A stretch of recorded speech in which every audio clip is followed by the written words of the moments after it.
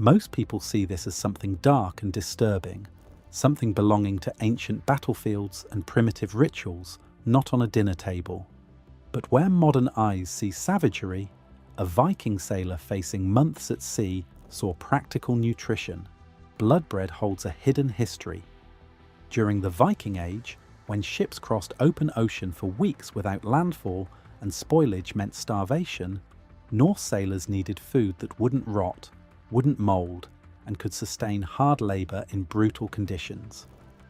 Sagas and archaeological evidence point to one surprising solution: bread made with animal blood mixed into the dough. This wasn't ceremonial. This wasn't symbolic. This was survival food, engineered through centuries of trial and error to solve problems that modern food science is only now beginning to understand. The question is, what actually happens when you bake bread with blood? The chemistry reveals secrets that Viking women guarded as essential household knowledge, techniques validated by nutritional analysis, and one biological trick that changes everything about how bread behaves. Before diving into the Viking method, drop a comment. Have you ever tried unusual historical foods? Or would this be your first time stepping this far outside modern cooking? Let us know below. Section 1. When blood became bread. The Viking Age, roughly 800 to 1050 AD, was defined by long-distance travel. Raids, trade expeditions, and settlement voyages pushed Norse ships across the North Atlantic, from Scandinavia to Iceland, from Iceland to Greenland, from Greenland to North America. These weren't short trips. A crossing from Norway to Iceland took a week in good conditions. Norway to Greenland could take 2 weeks or more, and conditions were rarely good. The North Atlantic is one of the most hostile marine environments on Earth. Cold, stormy, unpredictable. Ships were open to the elements. Crews had no refrigeration, no resupply, and limited cargo space. Every ounce of food had to count. The staples were dried fish, salted meat, hard cheese, and flatbread. But standard bread presented a critical problem.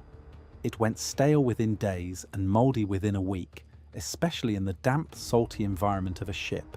Even dried hardtack, baked multiple times to remove moisture, would eventually absorb humidity and spoil.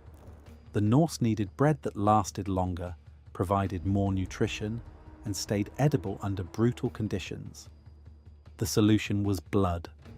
Specifically, the blood of slaughtered livestock, sheep, cattle, pigs, mixed directly into bread dough. This wasn't a rare practice. References appear in Icelandic sagas, Norwegian folklore, and later Scandinavian peasant traditions lasting into the 19th century. The blood bread, called blodbrød or blodbrød, was dense, dark, protein-rich, and remarkably resistant to spoilage. But why? What does blood actually do to bread? The answer lies in chemistry that the Vikings understood intuitively but couldn't explain scientifically. And the transformation that happens when blood meets flour is nothing like what you'd expect. Section 2. The hidden chemistry. Blood is not just red liquid. It's a complex biological material composed of water, proteins, fats, minerals, and cells. When you mix blood into flour, several chemical reactions occur that fundamentally change the dough. First, protein. Whole blood is roughly 18 to 20% protein by weight, primarily hemoglobin and albumin. Flour contains gluten proteins that form the structure of bread. When blood proteins combine with gluten during mixing, they create a denser, more cohesive matrix. The result is bread with significantly higher protein content than standard wheat bread. For a Viking crew doing hard physical labor, this was critical. More protein meant better muscle recovery and sustained energy. Second, fat. Blood contains small amounts of lipids, and if you're using fresh blood from a recent slaughter, residual fat from the animal often mixes in. Fat improves the texture of bread, making it more tender and extending shelf life by slowing moisture loss. third, iron and minerals. Blood is rich in heme iron, the most bioavailable form of iron for human digestion. In a time when anemia was common, especially among women and sailors on limited diets, this was a significant nutritional boost. Blood also contains sodium, potassium, and other electrolytes that enhance flavor and help preserve the bread. Fourth, and most important for preservation, is pH and enzymes. Fresh blood has a slightly alkaline pH and contains natural enzymes that inhibit certain types of bacterial growth. When baked, these properties help create an environment less hospitable to mold.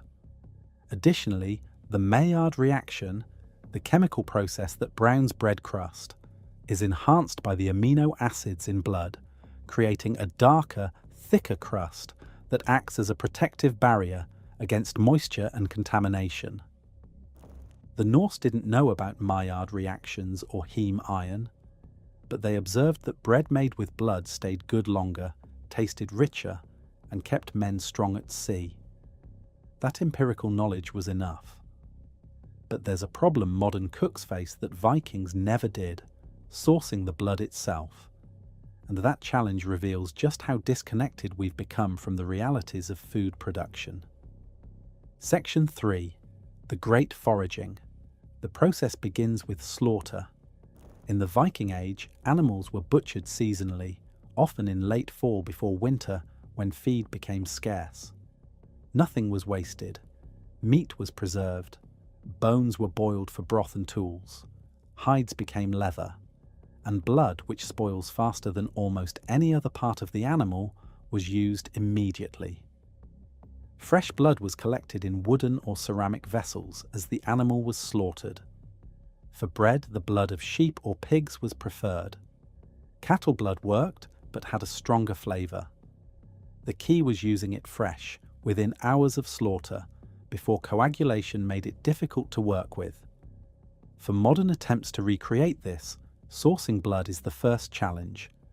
In some regions, fresh or frozen animal blood can be purchased from butcher shops, specialty stores, or farms. Pork blood and beef blood are most commonly available. It's often sold frozen in plastic containers. If unavailable locally, dried blood powder, sometimes used in sausage making, can be reconstituted with water, though the results are less authentic. The other ingredients are simple: coarse whole grain flour, the type Vikings would have used, barley, rye, or oats. Wheat was less common in Scandinavia, a small amount of salt. Water. Optionally, a bit of fat, butter, lard, or tallow, though not always included. No yeast. Viking flatbreads were typically unleavened, dense, and quick to make. The flour itself would have been stone ground, coarse and dark, retaining the bran and germ. This added fibre, nutrients, and a hearty texture that held up to the blood's density. Once you've assembled these ingredients, the real work begins. Section 4. The preparation. The setup is simple but requires attention. A large wooden or ceramic bowl. Approximately 2 cups of coarse flour, rye or barley work best for historical accuracy. A half teaspoon of salt, and roughly 1 cup of fresh or thawed animal blood. The blood should be at room temperature. If it's been refrigerated, let it sit out for 30 minutes. Cold blood doesn't incorporate well. The mixing process begins. Pour the flour into the bowl. Add the salt and mix. Create a well in the center. Pour the blood into the well. The moment blood contacts flour, the visual impact is immediate. The deep red liquid soaks into the pale grain, creating a dark, almost black mixture. The smell is distinct, metallic, faintly mineral, earthy. Not unpleasant, but unmistakably blood. Using hands or a wooden spoon, begin folding the flour into the blood. The dough comes together quickly. Blood, being liquid, hydrates the flour just like water, but the proteins make the dough stickier and more cohesive. It's dense, heavy, and very dark, closer to chocolate brown than the pale tan of normal dough. The texture is smooth but firm. If the dough is too dry, add a small amount of water, a tablespoon at a time. If too wet, add more flour. The goal is a workable dough that holds its shape but isn't crumbly. Knead the dough for 5 to 10 minutes. This develops the gluten and ensures even distribution of the blood proteins. The dough darkens further as it's worked. Hands become stained dark brown from the blood. In a Viking household, this would have been done by women, often while men prepared the ship or tended livestock. It was communal work, part of the rhythm of preparing for a voyage. Once kneaded, the dough rests. Covering it with a cloth, let it sit for 30 minutes. This allows the flour to fully hydrate and the proteins to relax, which is essential for the next phase. After resting, the dough is ready to shape. Viking bread wasn't loaves. It was flatbreads, thin enough to dry quickly, portable, and easy to store. Divide the dough into portions roughly the size of a tennis ball. On a floured surface, flatten each portion with your hands or a rolling pin, though Vikings likely used smooth stones or wooden boards. Roll or press each piece into a flat disc about 1/4 inch thick. Thinner breads dry faster and store better. Thicker breads stay softer but spoil sooner. For sea voyages, thinner was better. The shaped flatbreads are dark, almost black, with a smooth, slightly glossy surface from the blood. They look more like leather than dough. This visual is striking and would have been normal in a Viking kitchen. Some versions of historical blood bread included punctures or docker holes poked into the surface with a knife or fork. This prevented bubbling during baking and ensured even cooking. It's a small detail, but one that shows the level of craft involved. The shaped flatbreads sit ready for the fire. They look alien, unsettling even. Nothing about them resembles modern bread. But the real transformation hasn't happened yet. That begins the moment they hit the heat, and the smell that fills the air will make you want to bake this bread for the rest of your life. Section 5. The Viking Cookout. Viking baking happened over open fires. No ovens, no temperature control, just a flat stone or iron griddle placed over hot coals. For modern recreation, a heavy cast iron skillet or griddle over medium heat works well.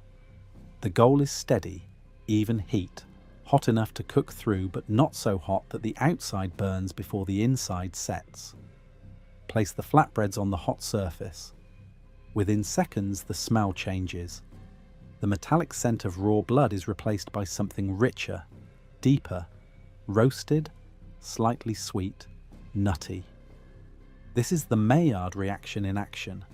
The amino acids in the blood react with the heat, creating complex flavors and a dark crust. After 3 to 4 minutes, the bottom develops a firm, dark crust. Flip the bread carefully. The cooked side is nearly black, hard and matte. It looks like charred leather. Cook the second side for another 3 to 4 minutes. The bread should be firm throughout, with no wet or sticky spots in the center. If it's still soft, reduce heat slightly and cook longer. Overcooked bread becomes brittle. Undercooked bread spoils quickly. Once done, remove the flatbreads and let them cool on a rack or clean cloth. As they cool, they harden further. This is intentional. Viking bread was meant to be hard, dry, and shelf-stable, not soft and fluffy. Total baking time per batch, about 10 minutes. For a ship's crew of 30 men on a 2-week voyage, dozens of these flatbreads would be prepared in advance, stacked, wrapped in cloth, and stored in sealed wooden chests. The finished bread looks nothing like what you'd buy in a store. It's dark, dense, and rock hard. But the real question remains, what does it actually taste like? And here's where the Viking genius becomes obvious. The first bite is a revelation. The texture is dense, dry, and very firm, closer to a cracker than bread. It requires real chewing. The flavor is complex. There's a deep, savory richness that's completely unlike normal bread. It's not bloody in the way you'd expect. The metallic taste of raw blood is gone, transformed by heat into something earthy, almost umami. There's a subtle sweetness from the Maillard reaction, a nuttiness from the whole grain flour, and a faint minerality that lingers on the tongue. It's surprisingly good, not in a modern, Instagram-friendly way, but in a functional, satisfying way. This is food that feels substantial. A few pieces would genuinely keep you full for hours. The high protein and fat content provide lasting energy. The dense texture forces slow eating, which aids digestion. For a Viking sailor hauling ropes, rowing for hours, or fighting in a raid, this bread delivered exactly what was needed: calories, protein, and endurance. There's also a psychological element. Eating this bread connects you to a specific historical reality. You're tasting what a Norse crew tasted on a voyage to Greenland in 985 AD. That link is tangible and powerful in a way that reading about history never is. But the real test of blood bread isn't flavor. It's whether the bread actually survives the conditions that would destroy normal bread within days. And what happens over the next 3 weeks will make you question modern bread baking methods. Section 6. The secret to preservation. The real test of blood bread isn't taste, it's shelf life. After baking, the flatbreads are left out to fully dry for 24 hours. Then they're stored in a sealed container at room temperature. Modern bread would mold within a week. Blood bread lasts significantly longer. After 1 week, there's no mold. The bread is rock hard, completely dry, but intact. After 2 weeks, still no mold. The surface remains clean. After 3 weeks, in normal room conditions with moderate humidity, the first signs of spoilage might appear, but far slower than standard bread. Why? The combination of low moisture content, high protein and fat, slightly alkaline pH from the blood, and the thick Maillard crust creates an environment hostile to mold and bacteria. Additionally, the iron and other compounds in blood have mild antimicrobial properties. None of this makes blood bread immortal, but it does make it far more resilient than normal bread. For a Viking ship at sea, where resupply was impossible, this difference was life or death. There's documented evidence from later Scandinavian peasant traditions of blood bread being stored for months, sometimes through an entire winter, and remaining edible.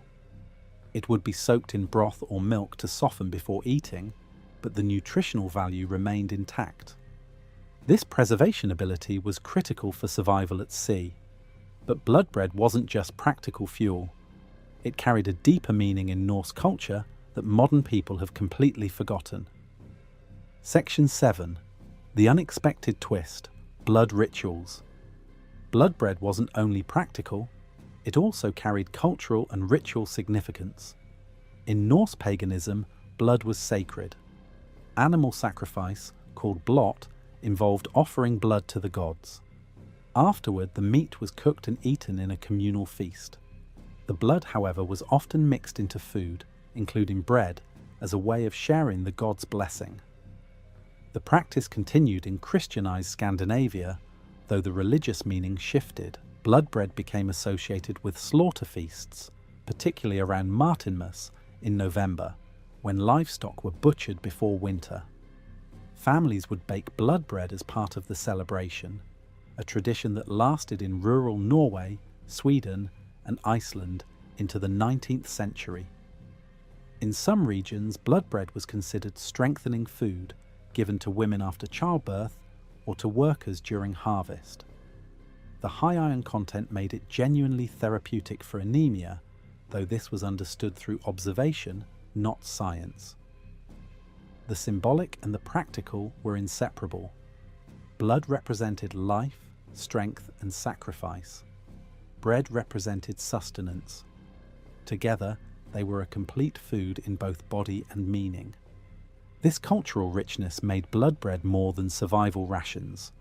It was woven into the fabric of Norse life. But then something changed. Within just a few generations, blood bread went from essential staple to forgotten relic. The reasons reveal uncomfortable truths about how modern food systems disconnect us from reality. So why did blood bread disappear?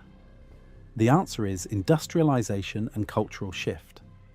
By the late 1800s, commercial bakeries, refined flour, and reliable preservation methods made blood bread unnecessary. White bread became a status symbol. Dark, dense peasant foods were seen as backward. The blood itself became stigmatized. As urbanization increased, fewer people lived near farms or participated in slaughter. Blood went from a common kitchen ingredient to something disturbing and taboo. Health regulations and food safety laws further distanced modern consumers from animal blood. Buying fresh blood became difficult or impossible in many regions. The skills and recipes faded from memory within 2 generations. By the mid-20th century, blood bread existed only in historical texts and isolated rural pockets. The knowledge was nearly lost. But something interesting is happening now. Modern interest in historical cooking, sustainable food practices, and nose-to-tail butchery is bringing blood back into kitchens. Chefs experiment with blood as an ingredient. Homesteaders and small farmers use it to avoid waste. And historians, through experimental archaeology, are recreating Viking recipes to understand what they actually tasted like and why they worked. This resurgence isn't nostalgia. It's a recognition that the Vikings solved real problems with elegant, effective solutions. And those solutions still work. Which brings us to the final question. What actually happens when you bake blood bread today? The process is surprisingly straightforward. The ingredients are simple, the technique is basic, but the result is profound. The bread is dense, dark, nutritious, and remarkably shelf-stable. It tastes rich, savory, and satisfying in a way that modern bread doesn't. The act of making it connects you to a forgotten food culture where nothing was wasted and every ingredient had purpose. But something else happens too. You gain respect for the people who lived this reality. Viking sailors crossing the North Atlantic weren't reckless barbarians. They were skilled navigators with deep practical knowledge of food preservation, nutrition, and survival. They understood through centuries of trial and error that mixing blood into bread created a superior travel food. They couldn't explain the chemistry, but they didn't need to. The results spoke for themselves. The archaeological and textual evidence is clear.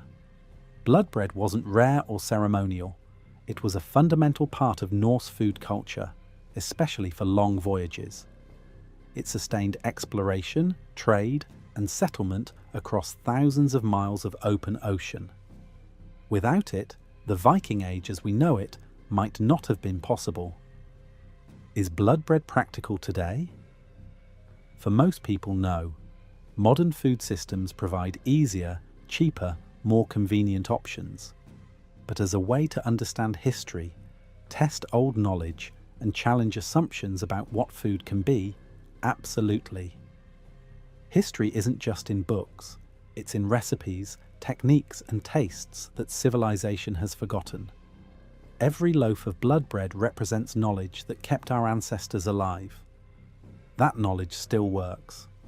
If this deep dive into Viking survival food fascinated you, there are dozens more forgotten techniques waiting to be rediscovered. Subscribe to see what happens when ancient wisdom meets modern testing. The comments section is full of people sharing their own experiences with historical cooking. Join the conversation below, and let's keep digging up what they buried.